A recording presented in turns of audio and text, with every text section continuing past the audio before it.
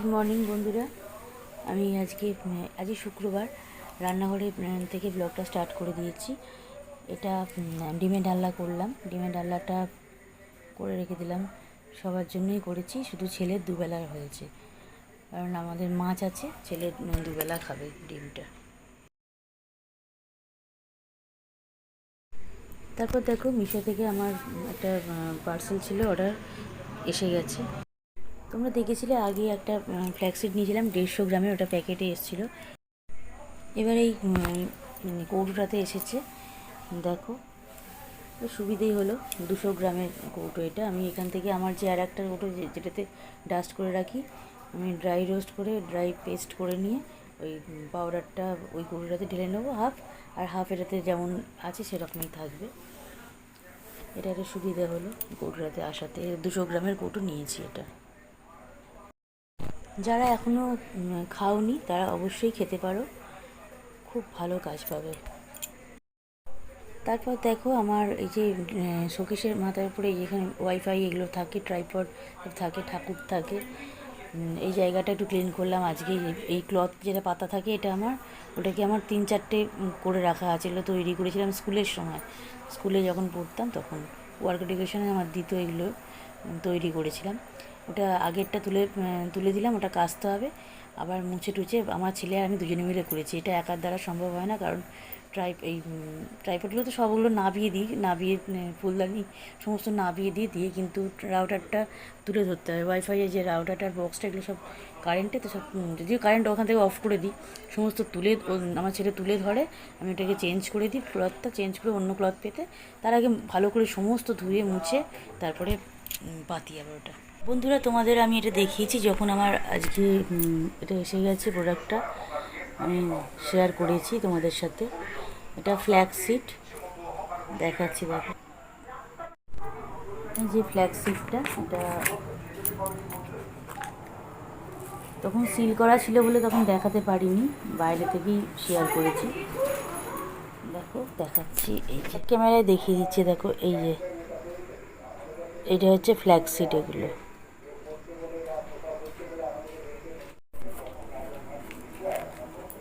দেখিয়ে দিলাম এটা। আর এই যে দেখো, এটাও ব্যাক ক্যামেরা দেখিয়েছি। আমি এটাকে ড্রাই রোস্ট করলাম, আমার ননস্টিকের ছোটো তাওয়া প্যান আছে, ওইটাতে আমি ড্রাই রোস্ট করে নিলাম, নিয়ে এবারে ড্রাই পেস্ট করে রাখলাম। দেখাচ্ছি এটা। এটা আমার ডক্টর কাকু বলেছেন যে একদিনে আমার গ্যাপ না দেওয়া হয়। আগে এক ফাইল আমার খাওয়া হয়ে গেছে, আর নতুন ফাইলটা আজকে ঢুকলো। আজকে আমি এটাকে তোমাদের দেখিয়েছি তখন। দেখো দেখাচ্ছি, এটা পেস্ট করা হয়ে গেছে। এবারে ঠান্ডা করে নিচ্ছি, নিয়ে কৌটোয় তুলে দেবো। আর হাফ কৌটো এখন রেখে দিয়েছি, ওটা পরে আবার এটা শেষ হবে, তারপরে ওটা বার করবো। এই দেখো জিনিসটা এরকম। তো এটা 10 গ্রামের বেশি খাওয়া যাবে না, একদম 10 গ্রাম খেতে হবে। দেখিয়ে দিই,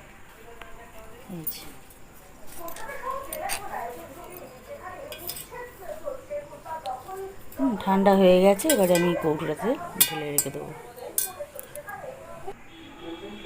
যে দেখো ঢেলে নিয়েছি, ঢেলে নেওয়া হয়ে গেছে। এরকম 1 চামচের বেশি একদমই খাওয়া যাবে না, মানে 10 গ্রাম এরকম 1 চামচ খেতে হয়।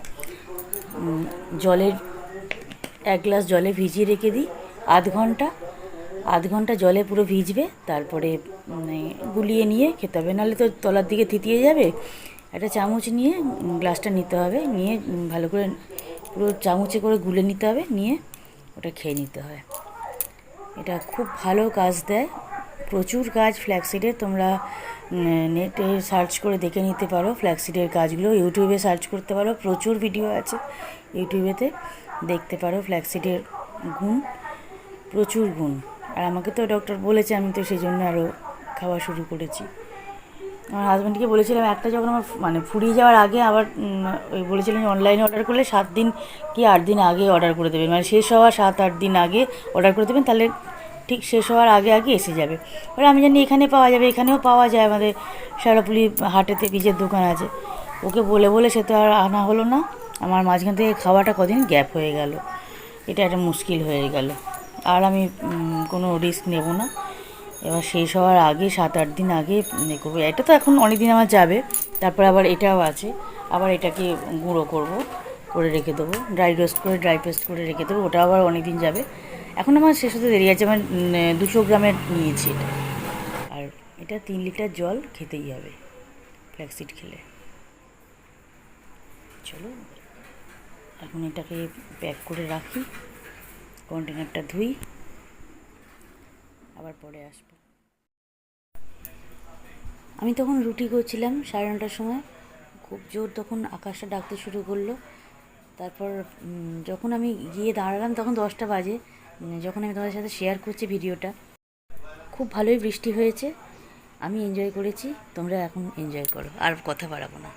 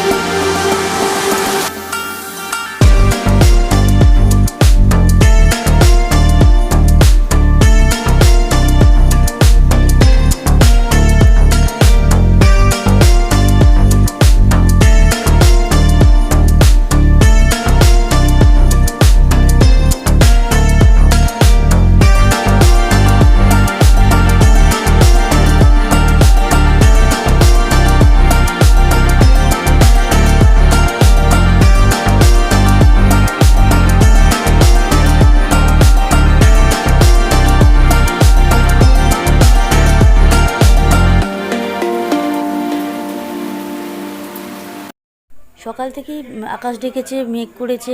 8টা থেকে আমরা দেখেছি তখন খুব ভালোই মেঘ করেছিল, সেরকম বৃষ্টি হয়নি। কিন্তু এই রাত্রিবেলা যখন রুটি করতে শুরু করলাম, হঠাৎই তখন আকাশ ডেকে আর বৃষ্টিটা এলো, খুব ভালো লাগছিল। আসলে কি বলো তো, অতিরিক্ত গরমের পর এই প্রথম বৃষ্টি এসেছে, তো ওই জন্য এত ভালো লাগছে। একটু শেয়ারও করা হচ্ছে, সবাই শেয়ার করছে। যখনই মেঘ দেখছে বা বৃষ্টি আসছে সবাই শেয়ার করছে, আমরাও করছি। এখন ভালো লাগছে, কিন্তু যখন বর্ষাটা ঠিকঠাক করে আসবে তখন আর ভালো লাগবে না। তখন আবার ওটা একঘেয়ে লাগবে, মনে হবে কবে রোদ্র উঠবে, কবে ঠিকঠাক করে জামাকাপড় শুকোবে, চারদিক শুকোবে। এখন খুব ভালো লাগছে। যাই হোক, এটাই এখন এনজয় করি, তোমরাও করো। গুড মর্নিং বন্ধুরা। আজকে ভিডিওটা, আজকে শনিবার, আজকে রাত্রিবেলার জন্য করছি আলু পটলের ডালনা। কারণ সকালবেলা মায়ের আর ওর জন্য মাছ রাখা আছে করে।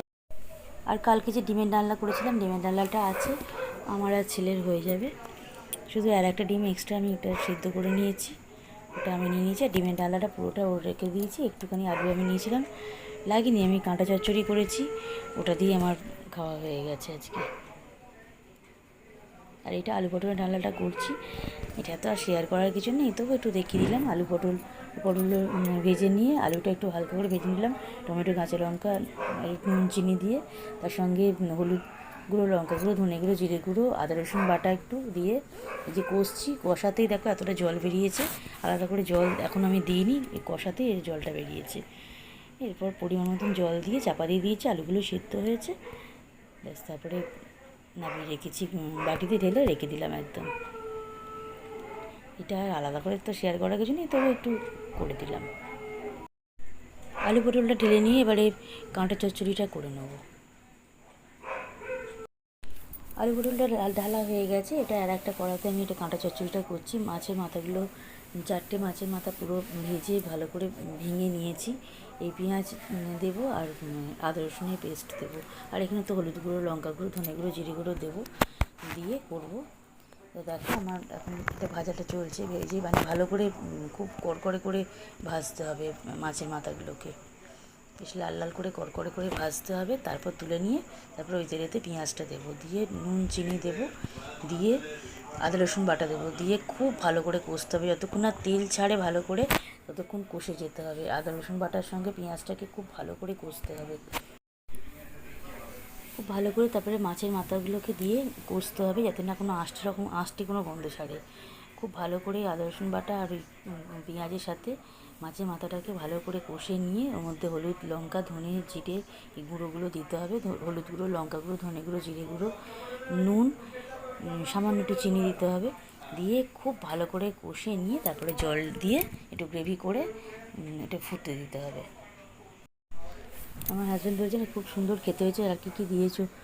আমি খুব এটা একটু খাটুনির রান্না আছে, এটা অনেক কষে টষে করতে হয়, এখানে একটু সুন্দর গন্ধ আছে। আমি লাস্টে গুঁড়ো গরম মশলা, সানরাইজের গুঁড়ো গরম মশলাটা ছড়িয়ে দিয়েছিলাম।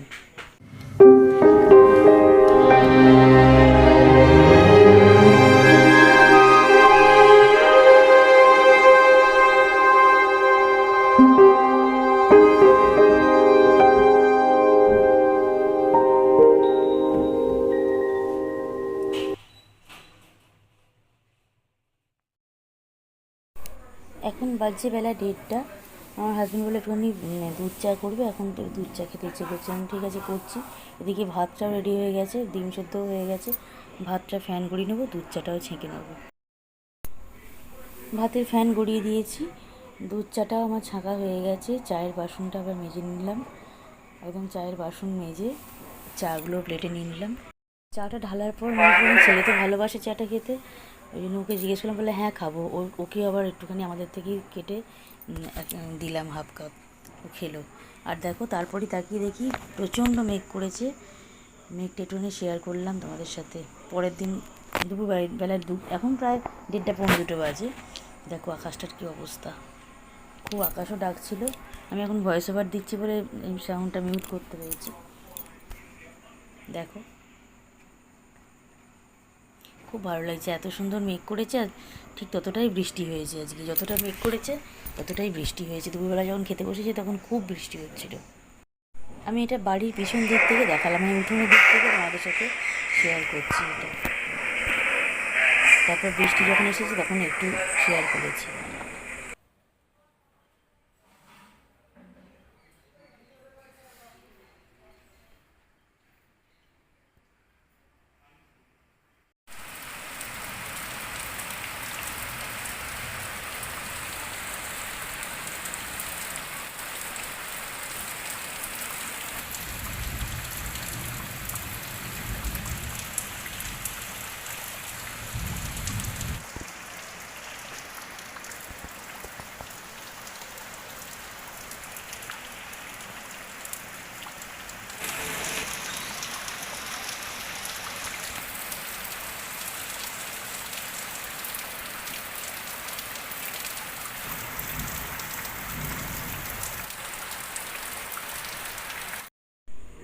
গুড ইভিনিং বন্ধুরা। আজকে চা আর চিড়ে ভাজা নিলাম, ছেলেকে চা চিড়ে ভাজা দিয়ে দিলাম, মাকেও চা চিড়ে ভাজা দিয়েছি। আর আমার দুধ চা চিড়ে ভাজাটা আমাদের নিয়ে গেলাম, মানে 8টা বেজে গেছে, দুধ চা খাওয়ার সময় হয়ে গেছে আমাদের। নিয়ে নিলাম চা, সবার চা নিয়ে নিয়েছে। আর আমার হাজব্যান্ড চিড়ে ভাজা খায়নি, ও বিস্কুট দিয়ে খেয়েছে, খেয়ে আবার মন্দিরে একবার গেল। তাই 8টা বেজে গেছে, তার আগে লিকার চা খাওয়া হয়ে গেছে। চলে এসেছি রুটি করতে, এখন এই 7টা রুটি করব। আমার হাজব্যান্ডের 4টে আর ছেলের 3টে, কিন্তু 4টে খায় না কোনো দিনই, 3টে করেই খায়। একটা পরের দিন কুকুরে খায়, কুকুরটার জন্য তো দিতে হবে। আর এই চাটুতে বসিয়ে দিয়েছি, এখন রুটি কটা করে নিই। আর এই যে আমার ফ্ল্যাক্সিডটা,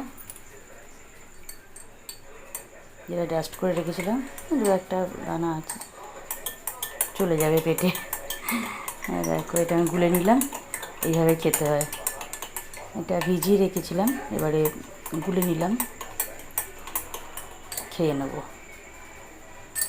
আর খেতে খেতে মাঝে মাঝে আমি গুলিয়ে নিতে হবে, কারণ এটা তলাতে থিতিয়ে যায়, এটা মাঝে মাঝে আমি গুলিয়ে নিতে হয়, তাহলে পুরোটা আবার ঠিক হয়ে যায়। চলো এটা ফ্ল্যাক্সিডটা খাই, আমার দিকে নাহলে খাওয়ার টাইম হয়ে যাবে। আর রুটিটা করে নিই। আর আজকে আলু পটলের ডালনা করেছি, আর মা ডাল সেদ্ধ এখন করলো, ওই ও ডাল সেদ্ধ দিয়ে খায়, আমাদের সবারই একটু করে নেওয়া হয়। আর আমি আর মা তো ভাত খাবো, ওদের দুজনে রুটি করে দিচ্ছি। আলু পটলের ডালনাটা সকালে শেয়ার করেছি। এই ব্লগটা যেমন যাচ্ছে যাবে, একটা ছোটো করে মিনি ব্লগ দিলাম, সেটা দেখো, আর সেটা শর্টসেও জানিয়ে দিলাম। এরকম কিছু ঘটনা আরও আছে, যদি তোমরা জানতে চাও কমেন্ট করো, তাহলে অবশ্যই আমি শেয়ার করব। আর চ্যানেলটা সাবস্ক্রাইব করে দিও, যারা যারা নতুন আসছো তারা চ্যানেল সাবস্ক্রাইব করে দিও, নোটিফিকেশান বেলটা অন করে দিও, দিয়ে পাশে থেকো। চলো রুটিটা করে নিই, পরে আবার আসছি। বন্ধুরা, সবার কাছে আমার একটা অনুরোধ, যে তোমরা যখন ওষুধ নেবে তাহলে দোকান থেকে, তখন অবশ্যই ওষুধের নামটা দেখে নেবে, যেটা কিনতে গেছো সেই ওষুধটা তোমরা নিচ্ছ কি না, সেই ওষুধ দোকান থেকে দেওয়া হচ্ছে কি না, সেটা অবশ্যই কিন্তু দেখে নেবে। এটুকু বলার জন্য তোমাদের কাছে আবার আসলাম। চাইলে আমি নামটা রিভিল করতে পারতাম, ওষুধের দোকানের নামটা, কিন্তু কোনো কারণে করলাম না। এইটুকু বলার জন্যই আসলাম। ঠিক আছে, ভিডিওটা এন্ড করলাম। সবাই ভালো থেকো, সুস্থ থেকো, আর সাবধানে থেকো। Good night. নেক্সট ব্লগে আবার দেখা হবে।